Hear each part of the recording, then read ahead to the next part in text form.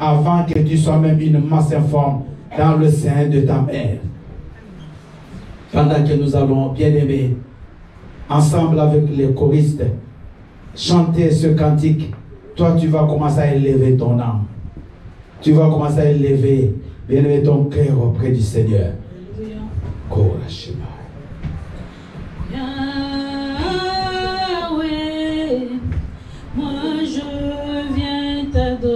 Nous allons tous chanter, Seigneur. Yahweh, moi je viens t'adorer. Devant ta face, je me prosterne.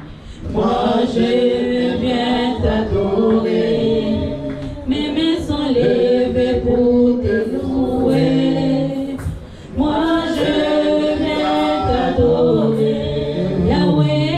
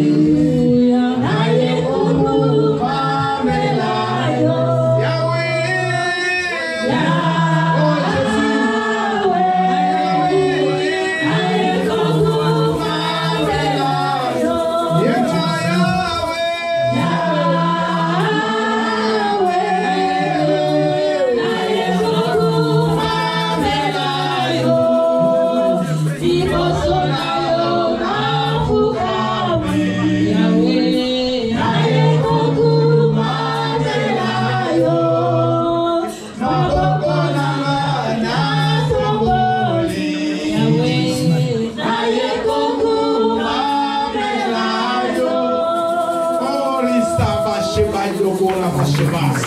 Tu es grand Jésus, Dieu puissant, le grand roi. Tu as reçu le nom qui est au-dessus de tous les noms.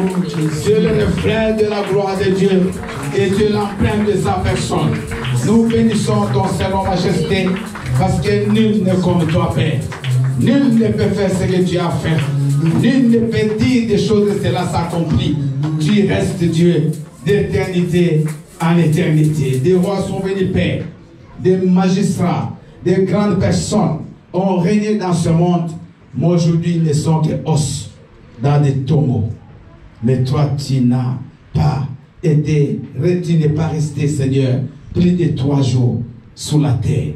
Aujourd'hui, tu règnes à la droite de Dieu. Tu es là, dans toute la gloire et la splendeur, dans toute ta magnificence. C'est pour ça que la Bible dit au Père que tu fais du ciel ton trône et de la terre ton marchepied. Tu t'es revêtu de la gloire comme des manteaux. Toi, le grand Dieu, le roi des rois, nous t'acclamons très fort ce matin. Nous te bénissons, nous te rendons des actions de grâce parce que tu es digne de louange. Tu es digne de force et de majesté. Tu es digne de grandeur. Oh, alléluia. Merci Seigneur pour ce moment. Manifeste-toi à travers ce message. Parle à ton peuple. Parle-moi par le Saint-Esprit. Que tout ce qui n'est pas de toi, libère, Seigneur. Au nom puissant de Jésus-Christ. Et que toute voix, Père, qui ne vient pas de toi, se taise. Au nom de Jésus. Amen. Amen. Amen. Est-ce que le peuple de Dieu peut pousser un cri de joie et acclamer fort le Seigneur? Alléluia. Gloire au Seigneur. Alléluia. Est-ce que nous pouvons bien aimer nous asseoir, s'il vous plaît?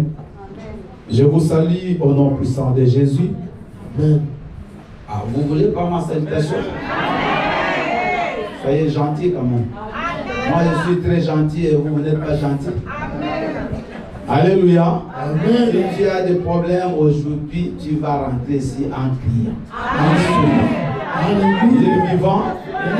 Mon épouse vous salue, elle est en voyage. Amen. L'église bien-aimée se porte très bien. Amen. Vous avez écouté des témoignages, je vous dis, il y en a plein. Amen. Des témoignages. Amen. Sois simplement branché au Seigneur. Ce matin, accroche-toi à Dieu. Alléluia. Je voulais juste dire des petites choses avant de commencer le message. Les protocoles, il faut toujours veiller à mettre les couples ensemble. Donc les couples, on ne les sépare jamais. Amen. Amen. Donc tous ceux qui sont en couple, il faut qu'ils se mettent au même endroit. Quel que soit l'endroit, ils se mettent, mais qu'ils soient ensemble. Je ne peux plus voir un couple, même l'homme là-bas, la femme là-bas, au moins que peut-être il y a un qui travaille, qui est quelque part. Alléluia. Mais si vraiment vous êtes tous là, si soyez ensemble, côte à côte. Ça c'est très important. Et j'ai compris que nous ne parvenons pas à prendre le temps pour louer le Seigneur, pour faire tout ce que nous pouvons faire. Le temps est très compté, on n'a pas assez de temps. Alléluia. Alors, moi, je n'aime pas faire des choses directement, on commence. Non, il faut toujours essayer de se préparer. Donc, l'année prochaine, à partir du mois de janvier 2025, nous allons commencer à terminer l'équipe à 13h. C'est très important parce que nous devons donner du temps à l'Éternel. Donc, programmons déjà cela. Commençons à nous préparer pour que quand nous venons ici, à 13h, on finit notre culte. Amen. Donc, pour les mamans qui ont des bébés, apprêtez déjà ce que vous pouvez amener pour les nourrir dès que vous allez terminer le culte. Ça, c'est pour janvier 2025. Qui sera avec moi en janvier 2025? Amen. Toi, tu ne seras pas là. Amen. Qui croit qu'il sera le vivant en janvier 2025? Moi, je serai là.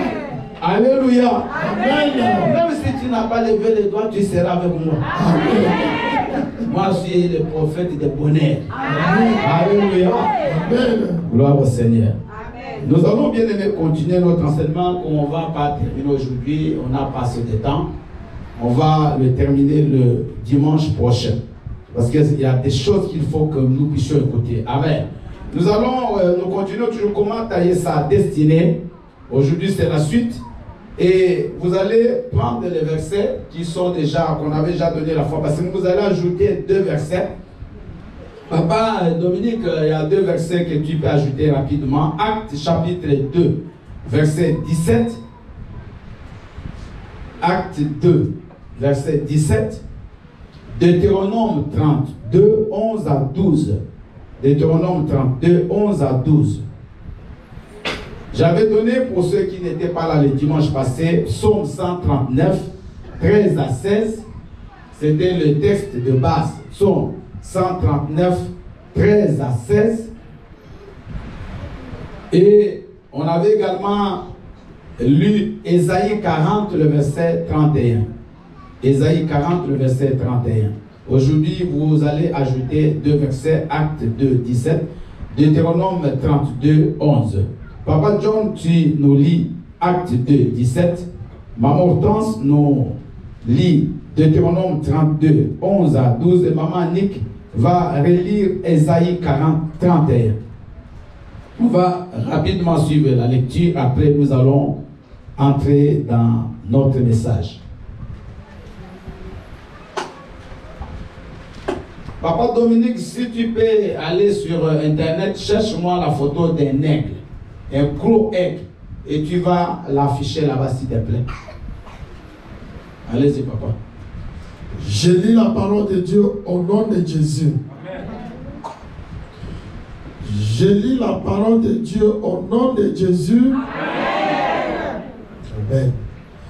Dans les derniers jours, dit Dieu, je répondrai de mon esprit sur toute chair.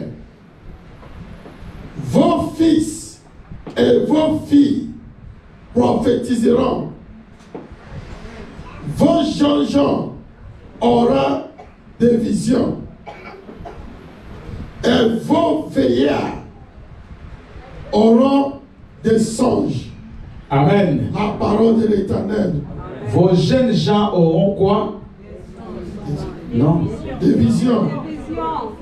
Qui est jeune ici? Qui croit qu'il est encore jeune? Moi. Moi, le premier. Moi aussi. Alléluia. Amen. La Bible dit, vous aurez quoi, les jeunes? Des visions. La Bible dit, celui qui se confie à l'Éternel, Dieu fait quoi? Dieu le donnera de visions. Non. Non. Le Père qualité. Maman, tu peux déjà lire. Toi, maman, tu vas lire après. Maman, lis déjà, s'il te plaît. Ceux qui confient l'Éternel. Mais ceux qui se confient en l'Éternel renouvellent leur force. Ils prennent le vol comme les aigles. Ils courent et ne se lassent point. Oui. Ils marchent et ne se fatiguent point. Parole du Seigneur. Amen. Qui se confie à l'Éternel ce matin? Moi. La Bible dit, tu renouvelles quoi? C'est-à-dire tu es toujours jeune. Jeune. Amen. Alors la Bible nous dit que les jeunes auront quoi? Des visions. Les vieillards, si toi tu te considères vieillard, c'est pas grave, toi commence à avoir des songes. Mais moi je me sens encore jeune. Amen. Alléluia. Amen. Vous savez, Caleb, Moïse est mort. Et Caleb, il a 85 ans. Oh, cet homme bien-aimé, quand j'ai fait les études sur Caleb, non, c'était un vaillant. Il a 85 ans. Et Caleb, parce que c'est les 2 personnes qui sont restées fidèles à la vision de Dieu, pendant que les 10 autres espions, ils ont murmuré. Et Dieu a gardé en vie Caleb et Josué. Amen. Amen. Maintenant, Moïse meurt. Moïse est mort à 120 ans. La Bible dit qu'il est mort à 120 ans, mais il avait toute la force de son corps. Il avait toute la vie. Il voyait normalement sans lunettes. Moïse avait toute la force de la vigueur. À 120 ans, il était comme un jeune. Ce n'est pas la maladie qui a tué Moïse, mais c'est Dieu qui l'a pris. Donc Moïse pouvait encore vivre. Amen. Amen. Et Josué, à 85 ans, pardon, Caleb. Maintenant, ils ont traversé le Jourdain et on commence à faire la division, le partage des territoires. Maintenant, Caleb va dire à Josué, dit, Josué, donne-moi cette montagne. Parce que maintenant, malgré 85 ans, mais je suis encore fort. Je suis prêt à monter sur cette montagne. à me battre contre les fils d'Anak et à récupérer cette montagne-là. À 85 ans, il se considère encore trop jeune. Amen. Donc, comme tu es jeune, il faut que tu aies les visions. Amen. Il faut que tu vois comme l'aigle. Ce matin, maman, tu ne dois plus voir comme un pigeon. Tu ne dois plus voir comme un corbeau. Mais tu dois apprendre à voir comme l'aigle. Alléluia. L'aigle, il voit très loin. C'est ça qu'on va parler aujourd'hui. Maman, Hortense, je ne t'ai pas oublié. Je lis la parole du Seigneur dans le livre de Deutéronome 32, du verset 11 à 12, au nom de Jésus. Amen. Pareil à l'aigle qui éveille sa couvée, voltige sur ses petits, déploie ses ailes, les prend, les porte sur ses plumes. L'Éternel seul a conduit son peuple, et il n'y avait avec lui aucun Dieu étranger, parole du Seigneur. Amen. Amen. Dieu, il est comparé à l'aigle. Et nous aussi, nous sommes comparés à l'aigle. Parce que l'enfant d'un lion est un, l'enfant de l'aigle est un.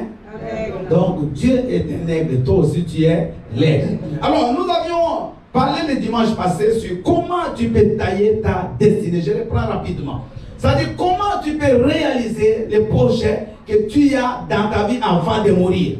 Et j'ai paraphrasé la phrase de Miles Monroe qui disait que le lieu le plus riche sur la terre, c'est le cimetière. Parce que c'est là où beaucoup de projets non réalisés sont enterrés. Beaucoup de tableaux non peints sont enterrés. Beaucoup de livres non écrits sont enterrés. Beaucoup de chants non chantés sont enterrés. Beaucoup d'entreprises non créées. Pardon, chef. Pourquoi tu ne quittes pas le travail? Mais si c'est à l'église, tu fuis l'église. Maman, si tu fuis, c'est ton problème. Parce que les aigles, ils vont rester. Les aigles, ils connaissent que moi, c'est là que je vais recevoir ma grâce. Comme mon papa Jean m'a dit là, moi, même si le pasteur me parle mal, je reste. Même le pasteur ne va jamais me dévier de ma vision. Ne va jamais. Bien, il faut avoir ça. Amen. Alléluia. Amen. Moi, j'ai grandi dans une église. Reçu Christ. Élevé dans l'église. Presque ma vie, j'étais là, même manger, c'était à l'église. Dans les maisons des mamans de l'église. C'est comme ça que nous, on a grandi à l'époque. Mon père spirituel, c'est lui qui m'a formé, qui m'a jusqu'à l'ordination. Moi, je suis pasteur ordonné. Et bien, mais je vous dis, vous ne pouvez pas vivre avec cet homme-là. C'était même possible. Moi, je suis pasteur numéro 2 de la communauté, bien, mais en public. Quand il te parle, mais tu as envie même de te cacher sur les chaises. Bon, on est resté là. Aujourd'hui, il n'est pas là avec moi. Mais je suis capable de faire l'œuvre de Dieu, même s'il n'est pas là. Parce que j'ai été formé, j'ai accepté, j'ai reçu, toute humiliation, mais c'était pour moi, pour mon intérêt, Amen. Pour mon avantage. Amen. Parce qu'il y a des gens comme dans leur maison, les parents les ont tellement gâtés, ils veulent aussi à l'église qu'on puisse les gâter. Ici, il faut qu'on te redresse. Parce que c'est pour ton bonheur. C'est pour que tu deviennes grand demain. Peut-être demain, quand tu auras des millions, tu ne vas même pas m'appeler. Mais l'essentiel pour moi, que tu puisses avoir des millions là. Donc, soyons bien-aimés. Comment on dit? Focaliser sur notre objectif. Amen. Ton frère là à côté peut devenir ton comment on dit, ta pierre d'achoppement. Il peut devenir bien, mais ton obstacle. Ne le regarde pas. Continue à avancer. 2. Les aigles possèdent une vision bien précise. Deuxième point. Écrivez. Les aigles possèdent une vision bien précise. Papa John, hier, il a essayé de flairer ça dans son exhortation de vendredi. Vous voyez l'aigle. Quand l'aigle monte, il peut atteindre 8000 mètres, c'est-à-dire 8 km. Les gens qui voyagent beaucoup dans les avions, ils comprennent. Quand tu as 8000 mètres d'altitude, on ne voit presque plus rien. Tu vois peut-être les étoiles qui sont même en dessous de toi. Tu ne peux pas voir le sol. Mais l'aigle, regardez de la vision de cet animal. L'aigle, même à 8000 mètres d'altitude, il peut voir un poisson dans l'eau. Vous me suivez? Il n'y a aucun animal qui a une vision comme l'aigle. Et l'aigle est là où il est. Quand il voit une proie, quelque chose qu'il va attraper, bien aimé, même il y a des nuages, même il y a le vent qui passe, les yeux de l'aigle sont toujours concentrés sur sa proie. Amen. Un enfant de Dieu doit être concentré sur son objectif. Amen. C'est-à-dire la concentration enlève la distraction. Amen. Quand tu as un objectif, quel que soit ce qui apparaît devant toi, tu ne lâches pas ton objectif.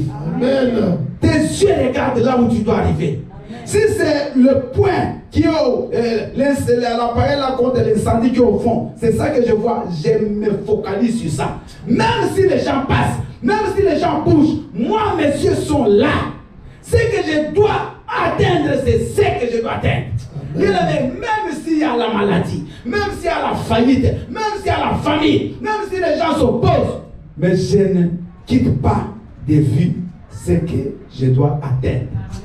L'aigle bien-aimé, il peut plonger de 8 mètres d'altitude jusque dans l'eau, il prend le poisson. Acclamons le Seigneur. Alléluia. J'ai écrit au tableau, dans la vie, il faut être concentré sur son objectif et ne pas être touche à tout. C'est ça un grand problème des gens. L'aigle, si c'est le poisson, bien aimé, c'est le poisson là qui doit attraper. Et il a une vitesse. Là où il quitte, bien aimé, il plonge jusqu'à aller dans l'eau prendre le poisson et remonter avec lui. L'aigle ne va pas prendre autre chose qu'il n'a pas vu dans sa vision. Il ne va pas toucher un autre animal qu'il n'a pas mis dans sa tête. Lui, c'est ce qu'il a dit. Il a vu les détails. Il va prendre tous les détails de la chose. Après, il plonge et il récupère. Mais nous, pourquoi souvent nous échouons? Nous sommes touche à tout. Tu fais quelque chose, tu n'as pas encore vu les résultats, tu laisses. Tu abandonnes, tu vas à autre. Dieu t'a dit que tu vas le suivre, par exemple, dans le commerce. Mais tu dis, bon, je crois que le commerce, ce n'est pas vraiment pour moi. Tu te plonges dans autre chose.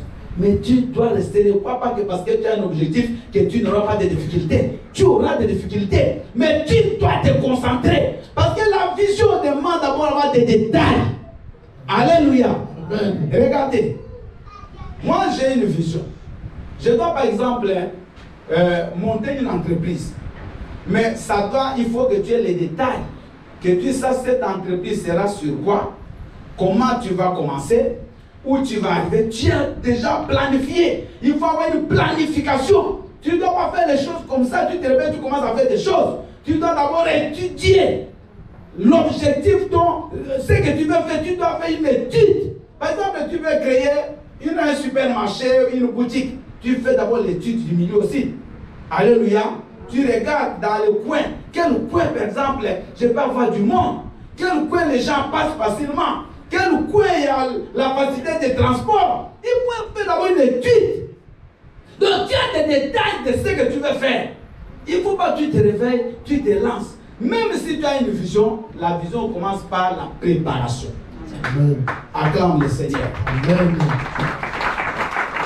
Tu as une vision de commencer une affaire, tu dois commencer à te préparer, c'est-à-dire mettre d'abord de l'argent à côté. Vous me suivez? Amen. Tu dois mettre de l'argent à côté. Tu sais que moi, ce que je vais faire va me coûter par exemple 30 000 euros. Donc tu commences à faire des projets que tu t'organises. Comment je vais par exemple prendre un crédit? Comment je vais faire ceci, cela? Et où je vais trouver les papiers au niveau de l'administration pour faire ça? On fait comment? Tu fais une préparation.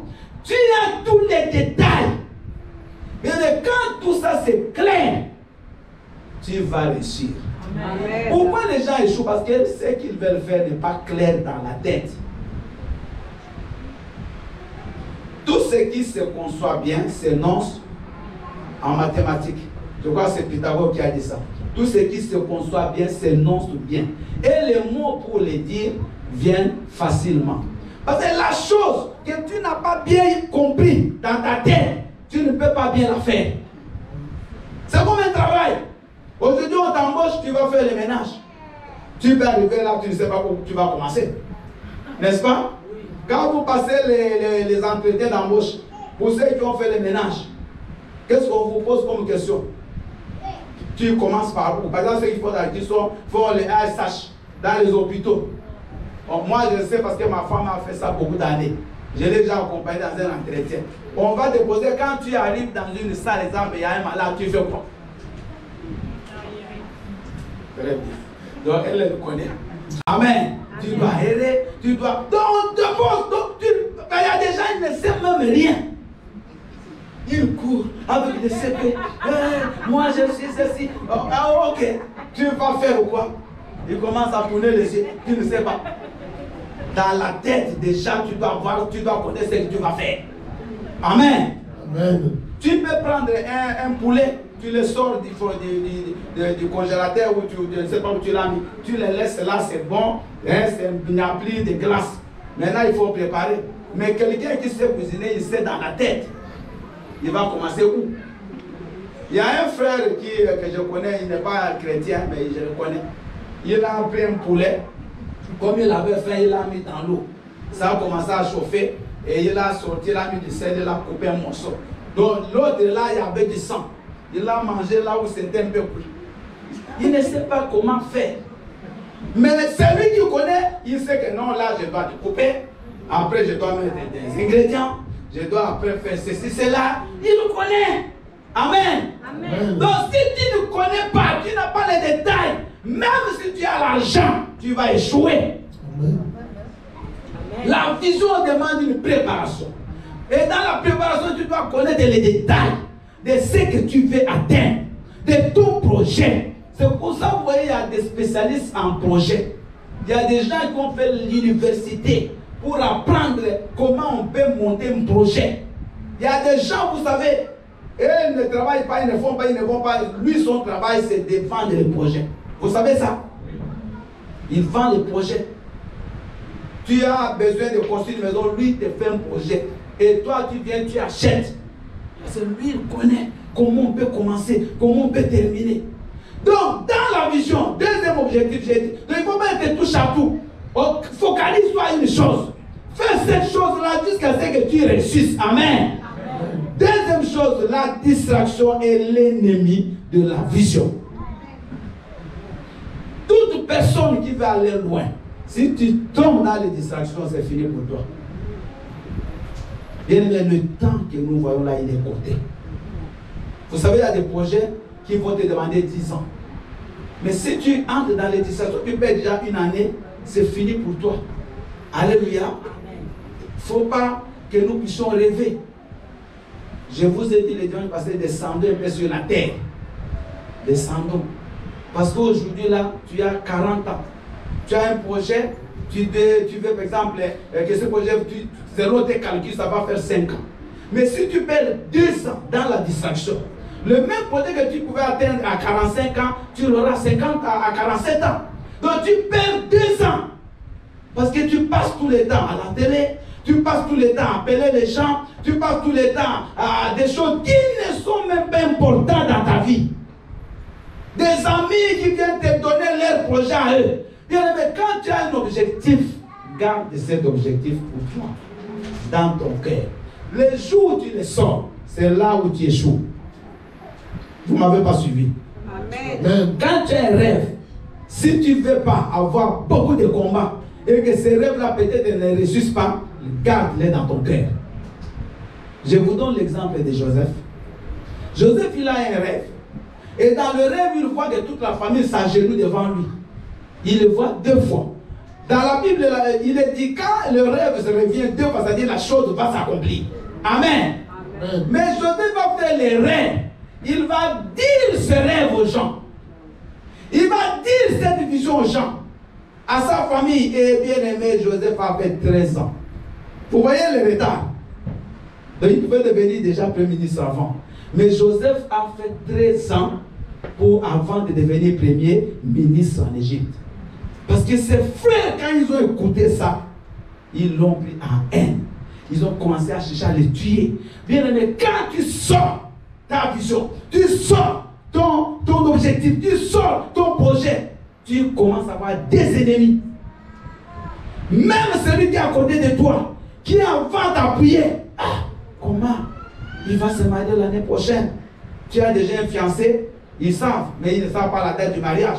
Tu commences à dire à tout le monde, je vais me marier l'année prochaine, je vais me marier à telle date. Bien, la même personne à qui tu as parlé là, c'est elle qui va faire les démarches pour que tu ne te maries pas, pour que ce mariage-là échoue. Il faut faire attention. Tu as la vision, mais garde ça pour toi. Et pour Dieu. Amen. Et vous me suivez? Il ne faut pas être toujours parler. Je ne sais pas qu'est-ce qui vous prend. Vous parlez trop. Je vous dis vrai. Surtout en Europe. Les gens parlent trop. Comme vous avez les téléphones, je ne sais pas, gratuit, je ne sais pas si c'est gratuit, mais on paye même. Mais non. Toujours en train d'appeler les gens. Vous n'avez même pas le temps de prier. Vous n'avez même pas le temps de lire la Bible. Vous n'avez pas le temps de vous asseoir avec un cahier. Vous faites un projet. Vous cherchez les détails. Non.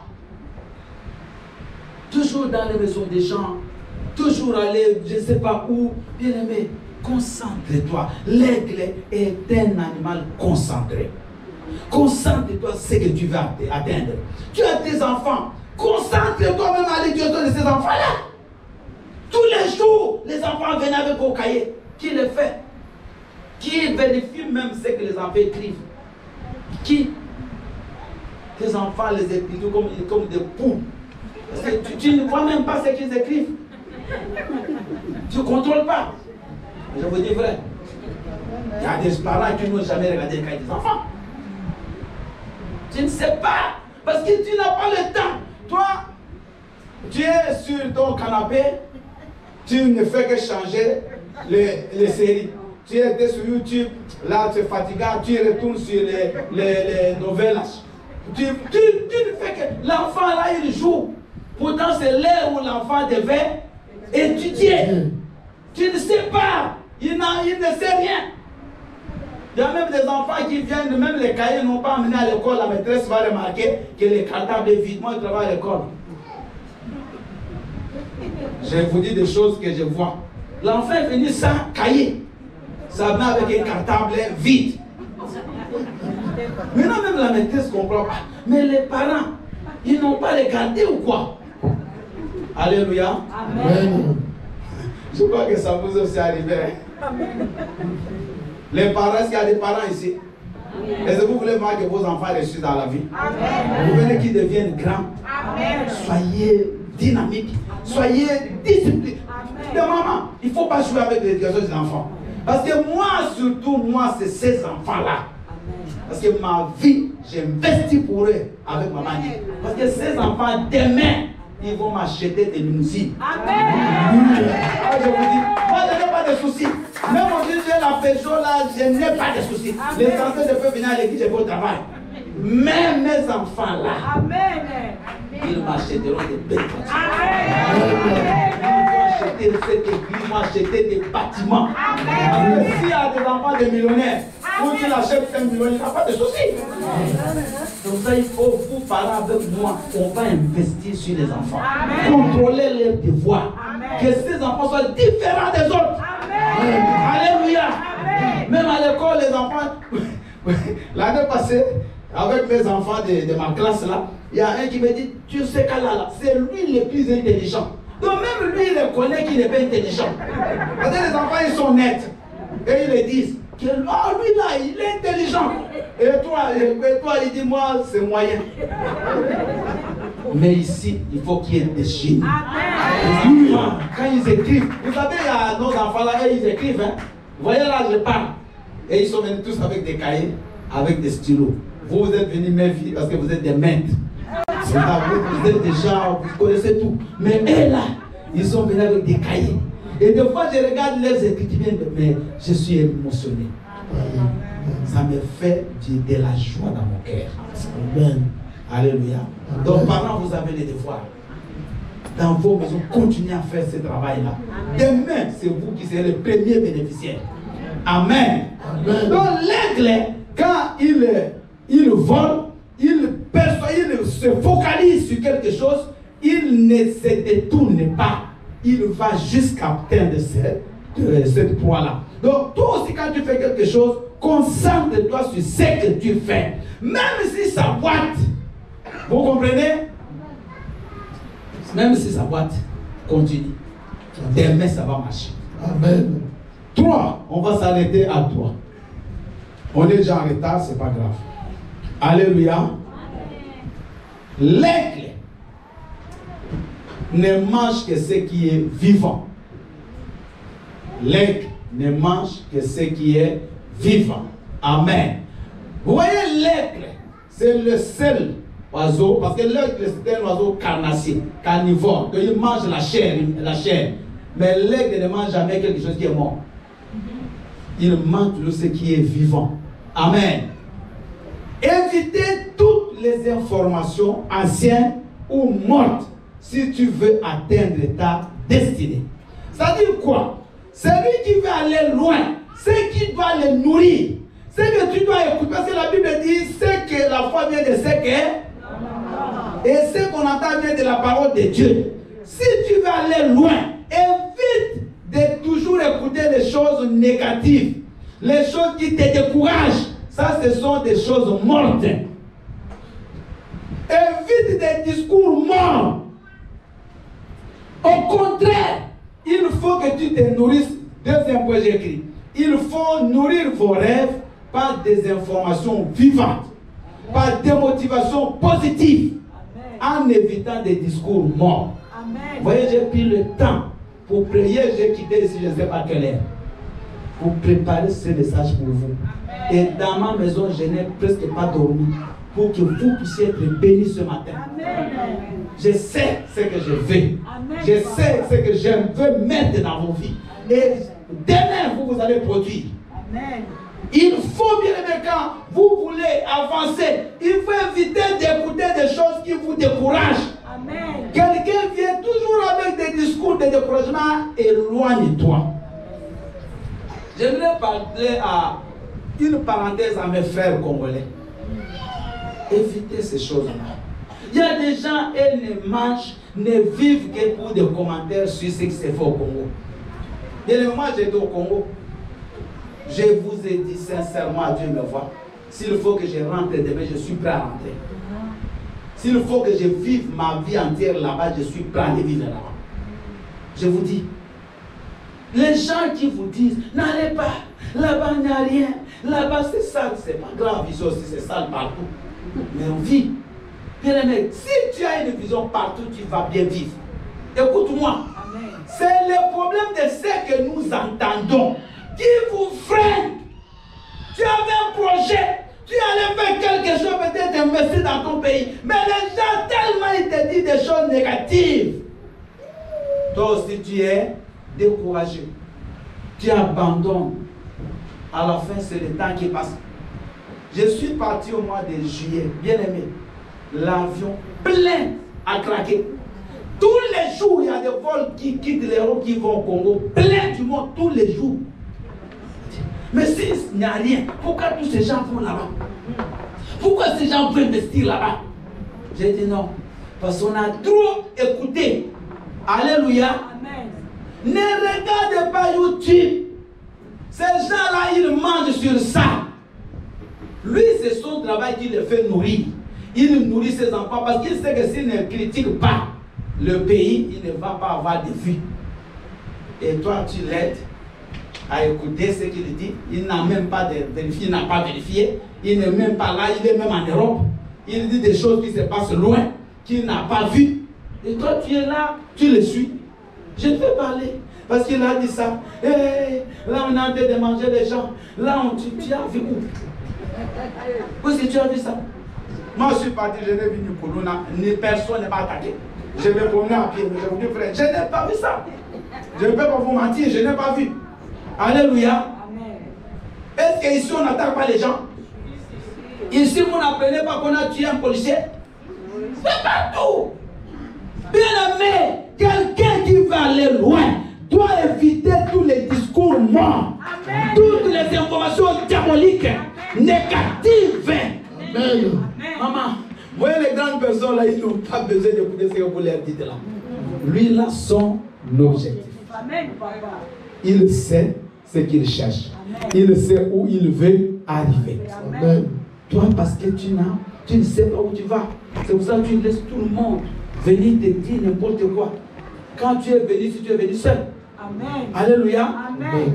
Mais tu es venu seul ici. Amen. Quand tu es venu même dans cette église, même si on t'a amené, mais ce n'est pas la personne qui vient te prendre tous les jours à la maison.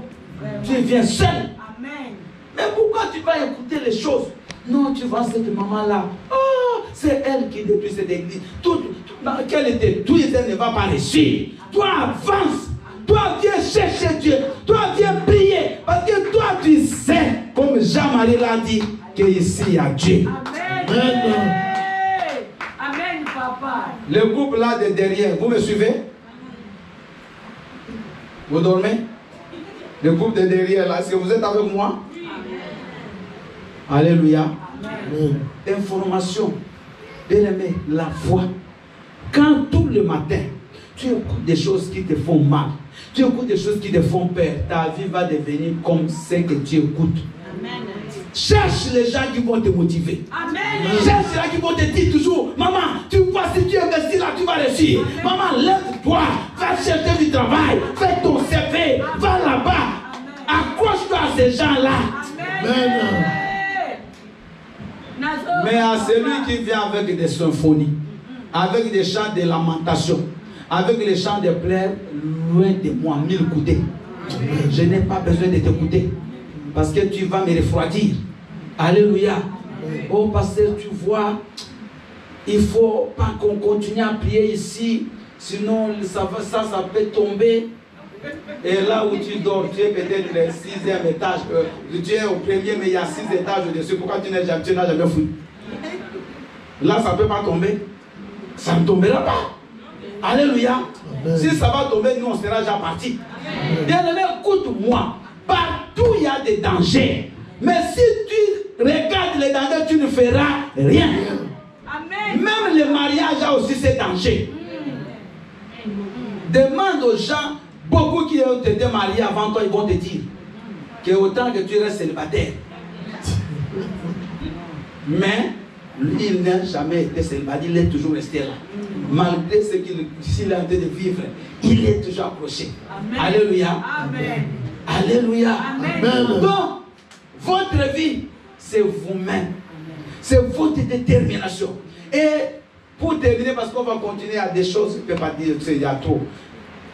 Choisis pour terminer des amis qui peuvent être des motivateurs. Amen. C'est-à-dire quoi? Ne choisis pas n'importe qui. Amen. Mais moi j'ai même des amis pasteurs que j'évite qu'ils viennent ici. Il y a un, il était ici, il vit dans une autre ville, mais toute la semaine il m'appelle, il me laisse des messages. Il était à Toulouse, j'ai tout fait pour qu'il ne vienne pas. Je le connais. Vous savez, il y a des gens, ils peuvent venir une seule fois dans ton église. Ils prêchent, mais tu ne peux pas comprendre ce qu'ils peuvent faire comme dégâts. Je l'évite. Mais on parle au téléphone. Loin c'est bon. Mais pas à côté. Alléluia. C'est ça. Alléluia. Amen. Toi, tu connais que cette sœur-là, elle n'a pas honte des maris des autres. Même si elle vient dans ta maison, elle peut faire juste un petit regard à ton mari. Quand il dit, bon, je vais... Mais tu ne comprends pas. Ton mari est déjà allé chez lui. Ah, mais comment tu as connu son adresse? Faites attention. Amen. Amen. Choisis tes amis. Dis, je dois choisir mes amis. Je dois choisir mes amis. Je vous ai dit ici une fois quand j'ai parlé du choix. Pour ceux qui suivent les messages. J'avais dit qu'il y a des choses qu'on ne choisit pas. Tu ne peux pas choisir ta mère. Tu ne peux pas choisir tes frères. Vous êtes nés avec vous, ça restera toute la vie. Mais tu peux choisir tes amis. Amen. Il y a une maman qui est là, elle va comprendre. Elle m'a dit, papa, je me suis donné à une amie là. Beaucoup de choses que cette amie a eu, c'est moi. Mais les choses que cet ami m'a fait, je n'arrive pas. Moi aujourd'hui, je rappelle avec d'autres amis, il est à l'aise. Donc, bien aimé, choisis tes amis. Amen. Alléluia. La personne qui sait qu'elle, c'est pour t'enfoncer. Parce qu'elle a toujours été mécontente de ton avenir, de ton succès. Mais pourquoi tu t'attaches? Je vous ai parlé d'une sœur camerounaise. Cette sœur, elle a reçu 2 filles, des amis qu'elle avait de son pays il y a longtemps qui sont venus dans sa maison. Elle leur a montré comment on fait ici en Europe. Elles sont devenues aussi, elles ont des papiers, elles sont chez elles. Mais elle, comme Dieu l'a bénie, elle a acheté une maison, elle est bien, elle a eu un enfant, parce qu'elle a passé un moment, elle n'avait pas d'enfant. Ces amis-là sont partis au pays. Bien aimé, une histoire vraie, parce qu'elle est venue me le dire ici. Ses amis sont partis au pays avec sa photo. Ils sont partis donner chez le marabout. Je ne vous dis pas les amis de lui, les amis qu'elle a reçus chez elle. Les amis qui mangeaient chez elle. Qu'elle a montré le chemin comment faire en Europe. Elles sont parties au pays avec sa photo. Elles ont donné chez les marabouts. Ils disent, complique cette fille-là. Bien aimé, cette fille est tombée en dépression. Même l'être, elle ne travaille plus. La vie bousillée, je vous dis. Et c'est une. Quand ils se sont disputés, les 2 autres là, qui sont partis là, bloqués chez les marabouts, il y a une qui est venue se confesser. Est-ce que vous pouvez imaginer ça? Alléluia. Il y a des choses, il faut faire attention. Amen. Maman, garde ton projet comme un neuf. C'est à toi. Amen. Quand ça sortira, les gens verront. Amen. Vous voyez aujourd'hui, si tu es enceinte, il y a une maman qui est enceinte au nom de Jésus. Amen. Aujourd'hui, si tu es enceinte, pas toi, tu n'es pas encore marié. Alléluia. Oui, quand tu te maries, tu auras directement. Pas aujourd'hui. Alléluia. Donc, c'est bon. Alléluia. Amen. Maintenant, quand tu es enceinte, même si tu ne dis pas, est-ce que demain on ne verra pas? Vous avez déjà vu une grossesse qui va derrière? Les gens verront. Quand ils vont voir, gloire à Dieu. Mais toi, c'est comme une collègue. Elle est venue 2 semaines. Oh non, j'ai une bonne nouvelle à vous annoncer. On attend 2 semaines. Après 1 mois, elle revient. Oh non, désolé, la grossesse est partie. Elle dit, ah, mais pourquoi tu l'as dit 2 semaines? Alléluia. Tu vas réunir toute la famille pour leur annoncer que tu es enceinte d'1 semaine. Maman, pourquoi tu es pressée? Garde ça. Les jours où cette grossesse va apparaître, les gens vont voir. Est-ce qu'il y a des gens ici qui ont besoin d'avoir des enfants? Gardez secret vos grossesses. Amen. Parce que vous allez comprendre qu'il y a beaucoup de gens, c'est les jours où ils ont parlé, qu'ils ont commencé à avoir des problèmes d'avortement jusqu'à perdre les enfants. Nous sommes arrivés à la fin aujourd'hui. On va continuer dimanche prochain pour le Seigneur.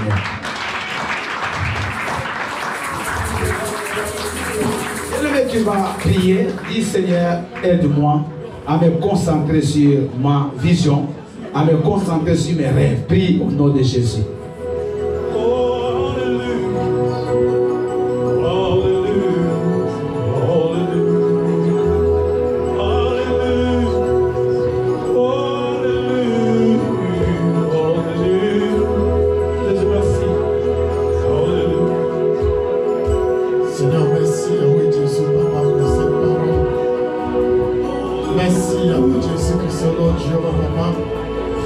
Parce que tu nous as parlé aujourd'hui, oui Jésus.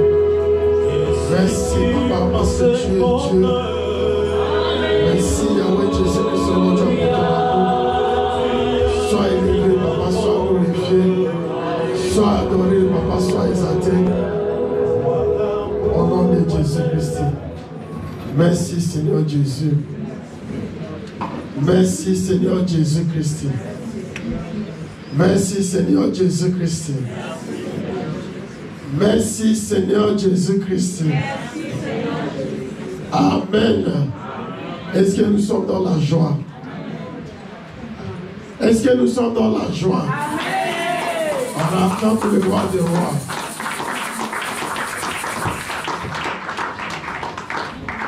Amen.